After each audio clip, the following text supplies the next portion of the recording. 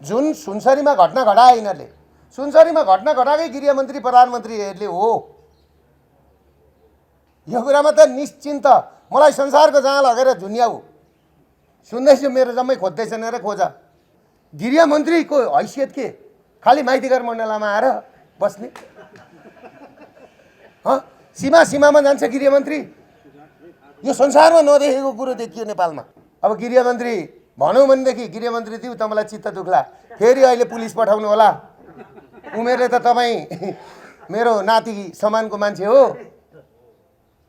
तर तपाईँले नेपाल प्रहरीलाई कहाँ पुर्याउनु भएको छ? विश्वको घटना हेर्नुलाई इन्दिरा गान्धीका पछाडि हिँड्या पुलिसले नै इन्दिरा गान्धीलाई सकेको रेकर्ड पनि छ नि। चित्त बुझेन भने नि त्यही राइफल फर्केला हैन। नेपाल प्रहरीको हैसियत तपाईँले के बनाउनु भयो भने जोकर जस्तो बनाउनु भयो। अगाडि टाँक नलगाइकन टोपी नलगाइकन हिँड्या छ, पछि पुलिसको आइजिपी सलोट ठोक्दै हिँड्या छ। इज्जत हुँदैन पुलिसको? प्रहरीको इज्जत छैन यत्रो सङ्गठन?